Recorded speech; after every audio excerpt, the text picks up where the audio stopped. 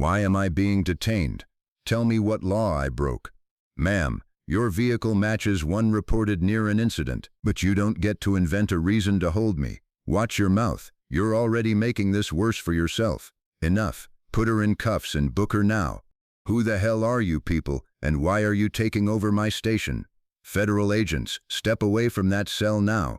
Funny, you sounded a lot more powerful when you were threatening me. You're finished, Sheriff. She only asked why she was being held. Sheriff Dalton Rusk called it an attitude problem. 10 minutes later, every door in the station locked, and no one, not a deputy, not a clerk, not the sheriff himself, was permitted to leave. A line of black vehicles pulled up outside, and the people who stepped out carried a stillness that made the whole building go quiet before a single word was spoken. The woman at the center of it all remained seated in the holding room, hands folded, spine straight, entirely too calm for someone who had just been arrested. Rusk still did not understand what was happening to him. He would understand within the hour, when the lead agent placed a single card on the desk and told him he had just arrested the one woman his entire department had been quietly ordered to protect. Red Haven had always believed nothing important ever happened within its borders. Quiet churches, faded storefronts, a sheriff whose word had gone unchallenged, so long he'd stopped expecting it ever would be. That belief would not survive the afternoon. A routine stop on a stretch of highway would end with federal agents in the doorway of a small-town police station, and a sheriff who had built his identity on control, watching that control disappear in an hour. The afternoon had started as nothing more than a pause on a long drive. Amara Sterling guided a rented sedan into the gravel lot of an old filling station on the edge of town, hand-painted sign, a bell over the door that hadn't been oiled in years. She stepped inside for water and coffee, moving the way she moved everywhere, unhurried, watchful without appearing to watch, dressed plainly enough to invite no second glance. A deputy near the entrance looked at her a beat too long. She noticed and let it pass, because reacting to a stare had never solved anything. She had chosen Red Haven deliberately, though nothing in her manner suggested urgency. To anyone watching, she was simply a traveler stretching her legs, checking her phone once, buying coffee she didn't need, paying cash, giving the clerk no reason to remember her face by evening. That ordinariness had been carefully constructed, though no one in Red Haven understood that yet. Back at her car, the deputy, Jonah Bell, asked for her license and rental agreement, explaining a matching vehicle had been reported near an incident. Amara handed both over and asked evenly why she'd been stopped. Everything stayed ordinary until Sheriff Rusk arrived, stepping out of his cruiser with the unhurried confidence of a man never once questioned inside his own county. He studied her the way a man studies something he's already decided he dislikes, told her she asked a lot of questions, called her aggressive though she hadn't moved or raised her voice, and when she calmly disagreed, told her that wasn't the attitude of someone with nothing to hide. She asked if she was free to leave. He said no, not with that attitude, a phrase he'd repeat without knowing it was already being written into the story of his own downfall. Jonah hesitated, hand halfway to the cuffs, hoping for a different order. A small crowd gathered near the pumps, and Rusk seemed to draw confidence from their presence. He told Jonah to book her, and the young deputy obeyed, obedience being the only training Red Haven had ever given him, cuffing her with visible reluctance as she offered her wrists without resistance. Led to the cruiser, Amara checked her watch, 4:17 p.m., and told Rusk, still unbothered, that he should probably call his supervisor. He laughed, certain a woman in handcuffs had nothing left to threaten him with, and asked who exactly she imagined his supervisor might be in a county where he'd answered to no one in over a decade. She said nothing further. He had no idea her silence was the last warning he'd ever receive. In the holding room, Amara sat alone, small and gray room, a bolted table, a blinking camera in the corner. She checked her watch at 4:21, then 4:23, her expression unreadable in a way that unsettled anyone who noticed it. Deputy Marrakeen arrived with an intake folder and realized almost at once this woman wasn't behaving like anyone she'd processed in 11 years, not frightened, not defiant, simply waiting, as if she already knew how the next hour would unfold. Most people in that chair asked when they'd be released. Amara asked instead whether anyone had contacted her federal detail, a question so unexpected that Mara stopped mid-sentence, When Rusk came in and mocked her composure, Amara replied that his confidence was exactly what concerned her. His face tightened. He pushed a form at her, demanding she sign an acknowledgement of resisting cooperation. She declined without hesitation. He warned that refusing would only hurt her before a judge. She said she wasn't particularly worried about paperwork. Frustrated, he asked who she thought she was. She told him he should have found that out before putting handcuffs on her. His laugh came out thinner this time. Mara, watching from the doorway, recognized a brittleness in him she'd never heard before. At 4:27, tires braked hard outside, several vehicles arriving at once. A deputy burst in, 6 black vehicles outside. The front desk phone rang. Mara answered. A flat, precise voice identified itself as the United States Secret Service. She looked at Rusk as she listened, knuckles whitening, as the clock ticked to 4:28, a time that would later appear in reports, depositions, and headlines. The doors locked with a heavy mechanical click. Agents moved through the building with a discipline that needed no raised voices, positions at exits, phones gathered, rooms sealed, explaining themselves to no one below the rank they'd come for. Special Agent Elias Vance entered last, unhurried, badge shown only long enough to be seen. When Rusk demanded an explanation, Elias told him flatly that no one was leaving and that it was Rusk who'd be doing the explaining. Every deputy fell silent, recognizing an authority they'd never personally encountered. Rusk insisted the woman had been detained for disorderly conduct, a phrase he'd used 100 times unquestioned. Elias glanced at Amara through the open doorway, then back at Rusk, and said simply, "That isn't what happened," delivered with such certainty even Rusk's own deputies believed it before he could argue. His pushback lost its force somewhere between his mind and his mouth. Elias ordered every body cam sealed and logged. The station, he said, had just become part of a federal investigation. Mara asked directly whether the woman in the holding room was under federal protection. Elias said only that she was supposed to be, 4 words that chilled the room. He handed Rusk a thin folder marked only, Sterling, Protective Detail.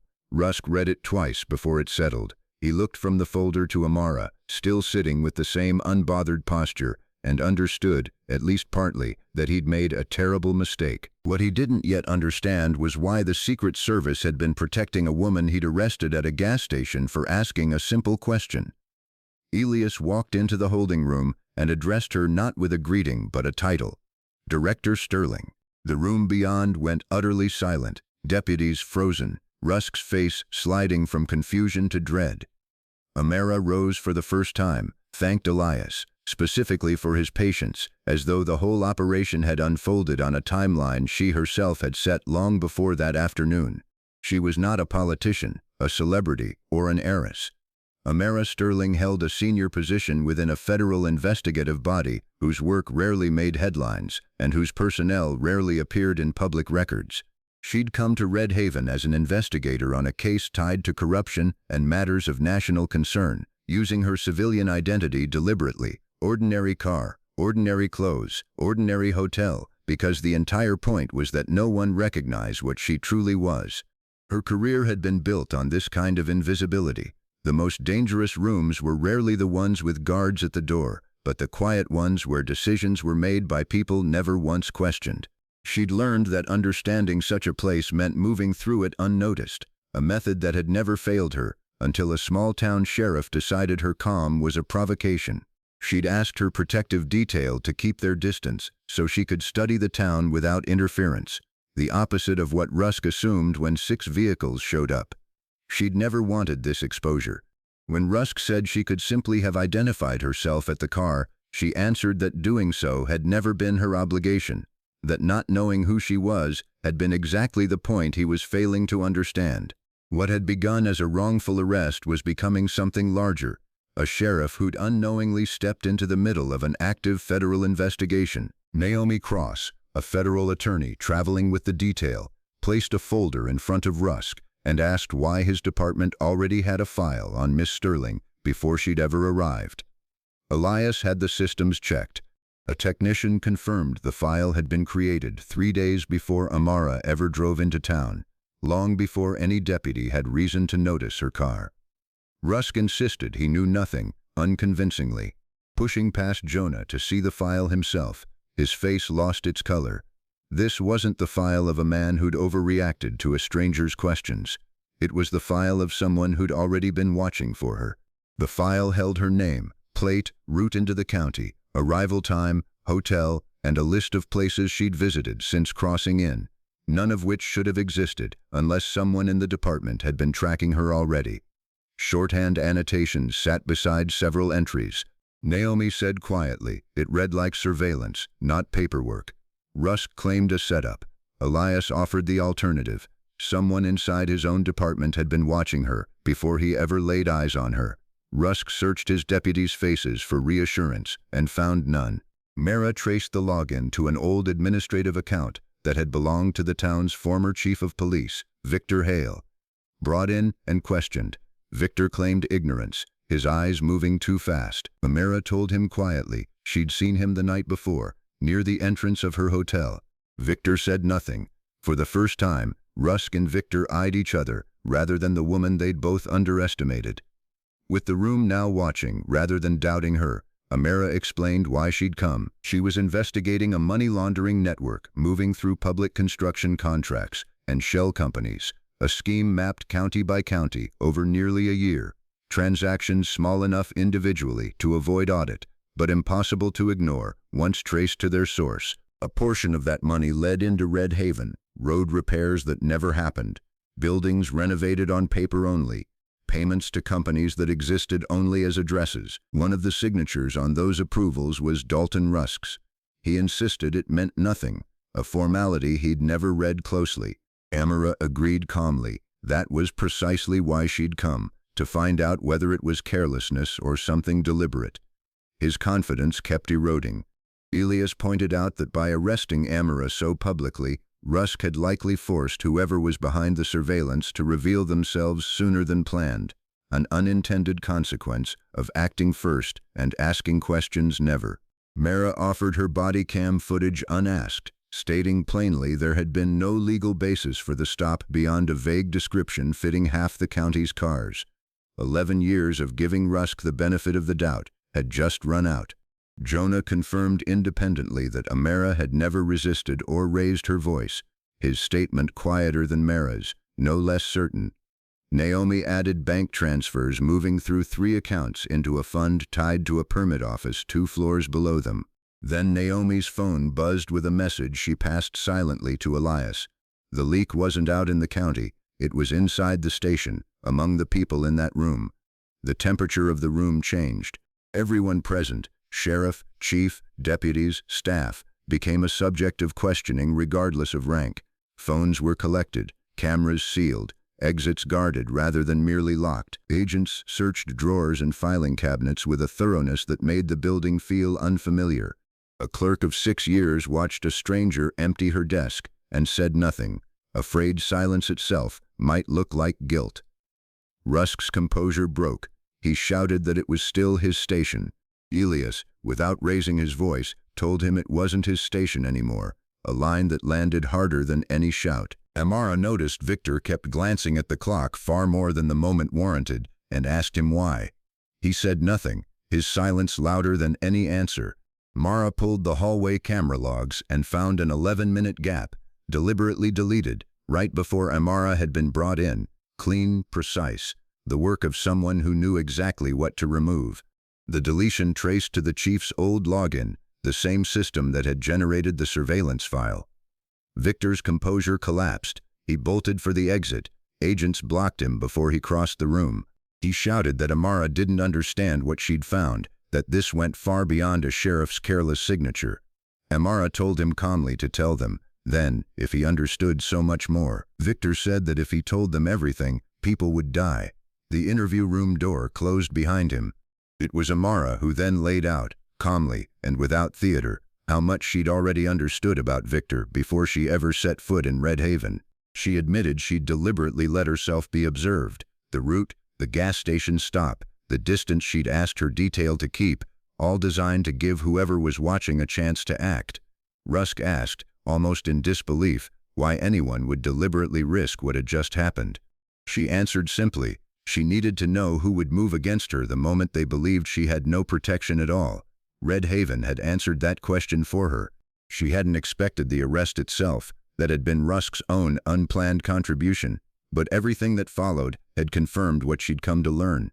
Rusk had never been her true target. He'd been the pressure point, the lever someone else used without ever needing to appear. Naomi laid out the assembled evidence: transfers, land records, phone logs, camera data, all tracing to contracts under Rusk's signature. Substantial, but not yet proof he'd ordered the surveillance himself. Rusk tried to bargain, offering a name in exchange for leniency.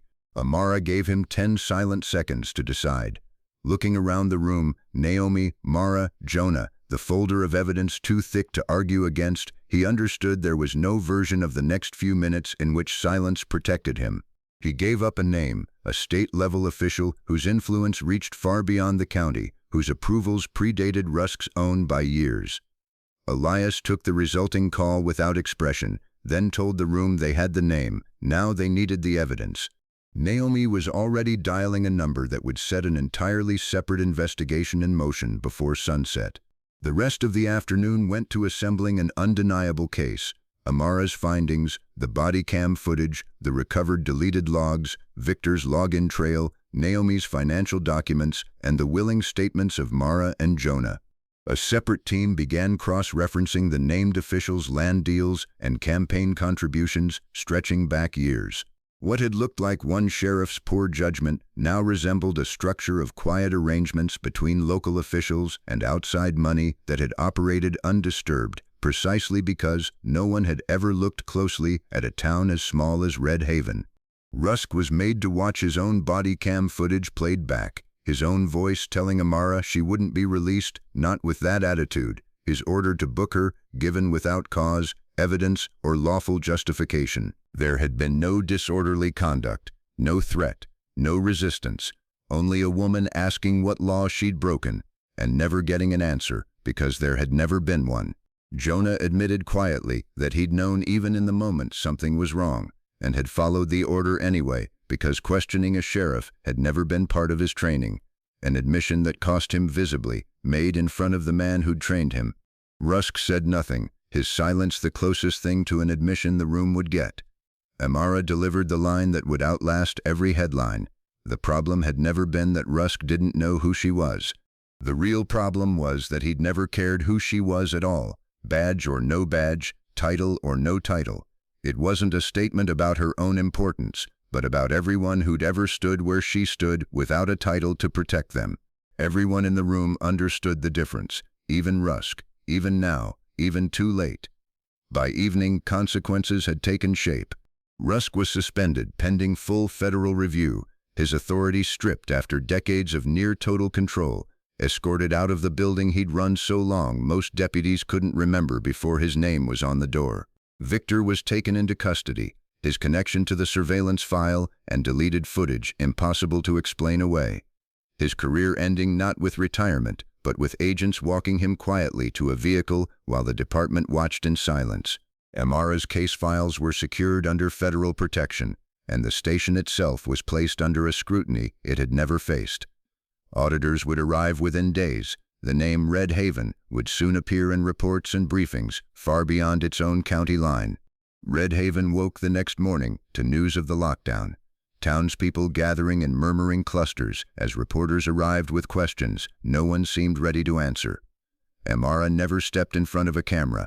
She'd never wanted the story to be about her face. By sunrise, she was walking out through doors that had been sealed less than a day before. The town looked different in the early light, though nothing had physically changed. The same storefronts, the same church bell, except that people now watched the station warily, no longer entirely trusting a badge that had once commanded automatic respect. Elias walked a step behind her. Mara, watching the woman she'd processed less than a day earlier, now leaving under entirely different circumstances, asked hesitantly if Amara was leaving for good. Amara said only that she would, eventually, not that morning. Mara asked if any of it had been planned from the start. Amara said the arrest itself never was, but the truth coming out always had been the point.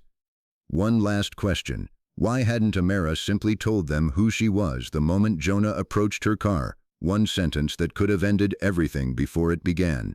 Amara glanced at the badge on Mara's chest, and said that justice should never depend on introductions, that a person shouldn't need a title to be treated with basic decency, and if Red Haven learned nothing else from that day, it should learn that.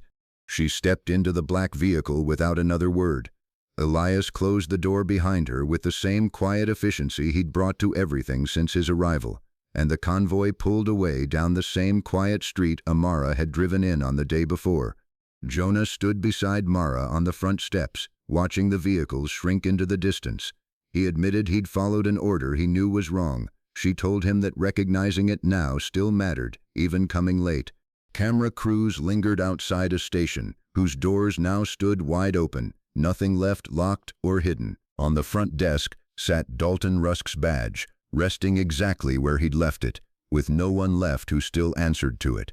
Somewhere beyond the county line, in an office that would never make headlines the way the station had, Amara Sterling was already reviewing the next name on a list far longer than anyone in Red Haven would ever be permitted to see. He had believed, in the beginning, that he'd arrested a woman with a bad attitude.